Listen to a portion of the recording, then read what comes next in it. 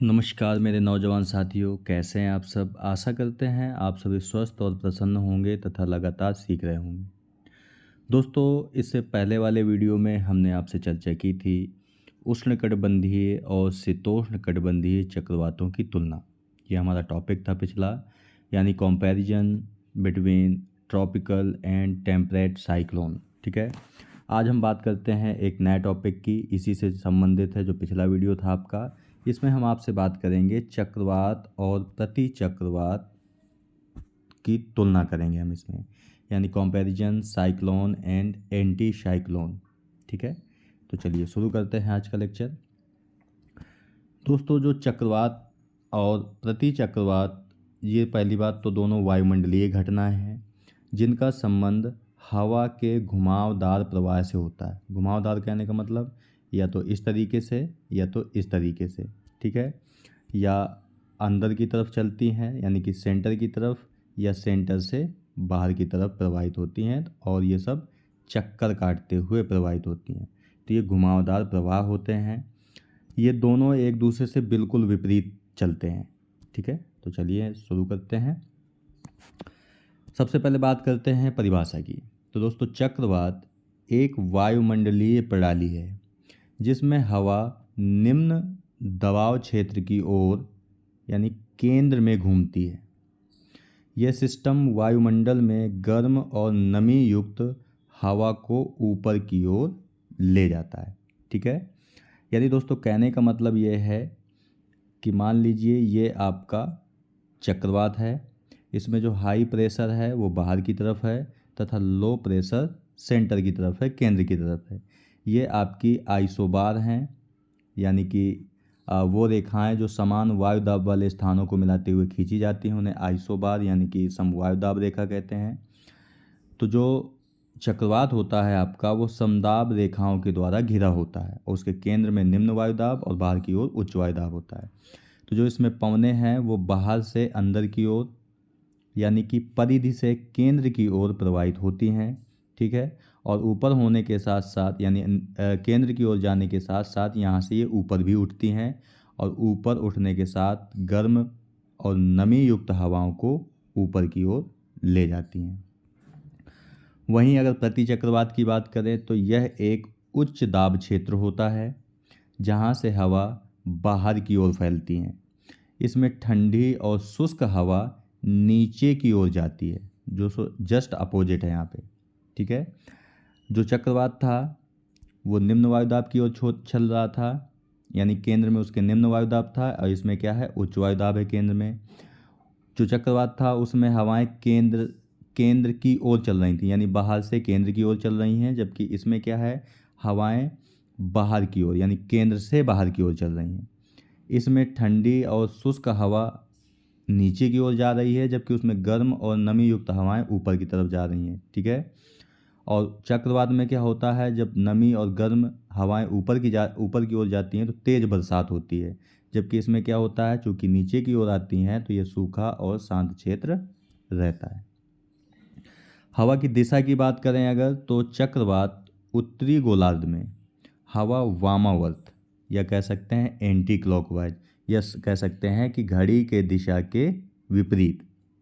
ठीक है, यानी इस प्रकार से। ठीक है, ये उत्तरी गोलार्ध में। जबकि दक्षिणी गोलार्ध में अगर बात करें हम, तो दक्षिणी गोलार्ध में जो चक्रवात की हवाएं हैं वो क्लॉकवाइज यानी दक्षिणावर्त या घड़ी की दिशा के अनुकूल घूमती हैं, यानी कि इस प्रकार से घूमती हैं। और वहीं जो प्रति चक्रवात है उसमें उत्तरी गोलार्ध में हवाएं दक्षिणावर्त यानी एंटी क्लॉकवाइज। ठीक है, जबकि दक्षिणी गोलार्ध में ये वामावर्त यानी कि एंटी क्लॉकवाइज दिशा में घूमती हैं। ठीक है, इसे हम एक चित्र से अगर समझने की कोशिश करें तो मान लीजिए कि ये आपका 0 डिग्री रेखा है, भूमध्य रेखा। ये आपका नॉर्थ हेमेस्फेयर यानी उत्तरी गोलार्ध है। ठीक है,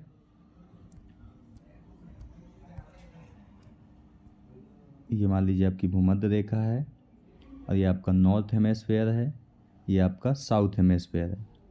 ये आपका है एंटी साइक्लोन यानी एसी, और ये है आपका साइक्लोन। ठीक है, तो भूमध्य रेखा से उत्तर वाला जो पार्ट है वो उत्तरी गोलार्ध कहलाता है और जो दक्षिण वाला पार्ट है वो दक्षिणी गोलार्ध कहलाता है। तो जो क्लॉकवाइज यानी कि जो चक्रवात हैं उनकी दिशा उत्तरी गोलार्ध में एंटी क्लॉकवाइज यानी वामावर्त होती है, जबकि दक्षिणी गोलार्ध में क्लॉकवाइज यानी कि दक्षिणावर्त होती है। वहीं अगर प्रति चक्रवात की बात करें तो उत्तरी गोलार्ध में ये क्लॉकवाइज चलते हैं यानी दक्षिणावर्त चलते हैं, जबकि दक्षिणी गोलार्ध में ये वामावर्त चलते हैं यानी कि एंटी क्लॉकवाइज चलते हैं। तो ये आपको याद रखना है। अगर दबाव के प्रभाव की बात करें तो चक्रवात इसमें निम्न वायुदाब का क्षेत्र होता है और हवा कम दबाव वाले क्षेत्र की ओर खिंचती है, यानी कि परिधि से केंद्र की ओर चलती है या उच्च वायुदाब से निम्न वायुदाब की ओर चलती है। जबकि प्रति चक्रवात इसमें उच्च वायुदाब का क्षेत्र होता है, यानी कि इसके केंद्र में जो होता है वो उच्च वायुदाब होता है और हवा उच्च वायुदाब से बाहर की ओर निकलती है। यानी कहने का मतलब है कि ये मान लीजिए प्रति चक्रवात है तो इसमें जो हाई प्रेशर होगा वो केंद्र में होगा और लो प्रेशर बाहर की ओर होगा। तो हवाएं केंद्र से बाहर की तरफ चलती हैं, ये प्रति चक्रवात की कंडीशन होती है। ठीक है, वहीं चक्रवात में ये स्थिति बदल जाती है। अगर मौसम पर प्रभाव की बात करें यानी तुलना करें अगर, तो चक्रवात में क्या होता है कि चक्रवात वाले क्षेत्रों में सामान्यतः वर्षा, तेज हवाओं और तूफ़ानी मौसम देखा जाता है। यानी वर्षा भी बहुत तेज़ होती है, हवाएं भी बहुत तेज़ी चलती हैं और मौसमी रूप से चलती हैं। ठीक है, और ये बाढ़ और समुद्री तूफ़ानों का कारण भी बनती हैं। जबकि प्रति चक्रवात में अगर बात करें तो प्रति चक्रवात वाले जो क्षेत्र हैं वो शुष्क और स्थिर मौसम वाले होते हैं, जिससे वहाँ सामान्यतः धूप और आसमान साफ रहता है। ठीक है, इसका प्रमुख कारण दोस्तों ये है कि जो चक्रवात होते हैं इसमें हवाएं गर्म और नमी युक्त हवाएं ऊपर जाती हैं और संघनन होता है और बरसात होती है। जबकि चक्रवात में क्या होता है कि हवाएं ऊपर से नीचे की ओर उतरती हैं, जिससे मौसम साफ और शुष्क होता है। ठीक है, तो ये आपको याद रखना है। इसके बाद है उत्पत्ति के कारण क्या होते हैं। तो चक्रवात की उत्पत्ति या तब उत्पन्न होते हैं जब गर्म और ठंडी हवाओं के बीच तापमान असंतुलन होता है। यानी कि जब गर्म और ठंडी हवाओं के बीच तापमान में काफ़ी अंतर होता है तो चक्रवात उत्पन्न होते हैं, जो हवाओं के तीव्र प्रवाह को जन्म देती हैं। जब वहीं प्रति चक्रवात की बात करें तो प्रति चक्रवात उच्च दबाव वाले क्षेत्र में उत्पन्न होते हैं, जहां ठंडी हवा संकुचित होती है और धीरे धीरे नीचे की ओर उतरती है। ठीक है, यहाँ पे हम एक चीज़ और बता दें आपको कि चक्रवात जहाँ पर बनते हैं जहाँ पर हवाओं का अभिसरण होता है, यानी हवाएं जहाँ पर पास पास आती हैं। ठीक है, जबकि जो प्रति चक्रवात है वहाँ पर बनते हैं जहाँ पर पवनें एक दूसरे से दूर जाती हैं, यानी इसे हम कहते हैं अपसरण और इसे कहते हैं अभिसरण। ठीक है, तो ये भी आपको याद रखना है। आकार और प्रभाव का क्षेत्र अगर हम बात करें तो चक्रवात सामान्यतः बड़े क्षेत्रों में फैल सकते हैं और व्यापक प्रभाव डाल सकते हैं, विशेषकर तटीय क्षेत्रों में। ठीक है, तटीय क्षेत्र कहने का मतलब है कि मान लीजिए ये भारत है आपका, ये आपकी बंगाल की खाड़ी है, तो चक्रवात बंगाल की खाड़ी में उत्पन्न होते हैं और पूर्व से पश्चिम की ओर चलते हैं, जिससे वो तट से टकराते हैं और भारी तबाही मचाते हैं। जैसे कि अभी आपका दाना चक्रवात आया है बंगाल की खाड़ी में। वहीं अगर प्रति चक्रवात में बात करें तो ये आकार में चक्रवात से छोटे होते हैं और उनके प्रभाव का क्षेत्र भी बहुत सीमित होता है। तापमान पर प्रभाव क्या पड़ता है चक्रवात और प्रति चक्रवात का। तो चक्रवात आमतौर पर उष्णकटिबंधीय क्षेत्रों में बनते हैं। उष्णकटिबंधीय क्षेत्र का मतलब है दोस्तों 30 डिग्री उत्तर और 30 डिग्री दक्षिणी अक्षांशों के मध्य।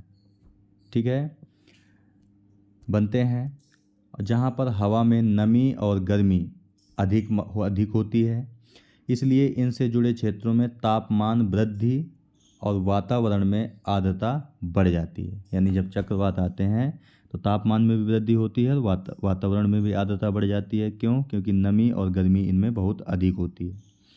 वहीं अगर प्रति चक्रवातों की बात करें तो प्रति चक्रवात उपोष्ण कटिबंध में विकसित होते हैं। तो ये भी आपको याद रखना है। उपोष्ण कटिबंध का मतलब है 35 से 40 डिग्री उत्तरी और दक्षिणी अक्षांशों के मध्य, दोनों गोलार्धों में। तो इनके प्रति चक्रवात ठंडी और शुष्क हवाओं का प्रभाव होता है, इसलिए इनके प्रभाव वाले क्षेत्र में तापमान कम हो सकता है। इससे सर्दियों में कोहरा और ठंडक बनी रहती है। ठीक है, तो जहाँ पर प्रति चक्रवाती दशाएं हैं वहाँ पर आपका तापमान गिरता है, जिससे सर्दियों में कोहरा और ठंडक बढ़ जाती है। वहीं अगर हम वर्षा और नमी के लेकर के तुलना करें तो चक्रवात भारी वर्षा लाते हैं, क्योंकि इसमें गर्म हवा ऊपर उठती है और संघनन के कारण वर्षा करती है। ये बारिश विशेषकर तटीय इलाकों में होती है। जबकि वहीं प्रति चक्रवात की अगर बात करें तो प्रति चक्रवात में संघनन का प्रभाव नहीं होता। अब क्यों नहीं होता? क्योंकि हवाएं इसमें नीचे की ओर उतरती हैं, प्रभाव नहीं होता। इसलिए यहाँ सूखा और कम आर्द्रता वाला वातावरण होता है। इससे वर्षा नहीं होती और मौसम अधिक शुष्क होता है। ठीक है, आप ऐसे भी कह सकते हैं कि जो आपका चक्रवात है, चक्रवात में वायुमंडल आपका अस्थिर दशा में रहता है। ठीक है, यानी अनस्टेबल होता है चक्रवात में, जबकि प्रति चक्रवात में वो स्थिर दशा में रहता है, यानी स्टेबल कंडीशन में रहता है। गहराई और दीर्घायु यानी जीवन काल की अगर बात करें तो चक्रवात एक जटिल और गहरी प्रणाली है जो कई दिनों तक सक्रिय रह सकती है। यदि ऊर्जा स्रोत उपलब्ध हो तो ये लंबे समय तक चलता रहता है। ठीक है, वहीं अगर हम प्रति चक्रवात की बात करें तो ये सिस्टम या प्रणाली साधारणतः ज़्यादा लंबे समय तक सक्रिय नहीं रहते हैं। हालांकि ठंडे मौसम में इनकी स्थिति अधिक स्थिर हो सकती है और ये लंबे समय तक बने भी रह सकते हैं। किस मौसम में? ठंडी के मौसम में। अगर सुरक्षा और जोखिम की दृष्टि से तुलना करें तो चक्रवात के कारण समुद्र में तूफान और तटों पर बाढ़ और जनधन की हानि जैसी समस्याएं उत्पन्न हो जाती हैं। इसलिए इनसे प्रभावित क्षेत्रों में समय रहते चेतावनी जारी की जाती है और सुरक्षा के उपाय भी किए जाते हैं। भारत में दोस्तों जो आपदाओं से संबंधित जो हमारा बल है उसे हम NDRF के नाम से जानते हैं।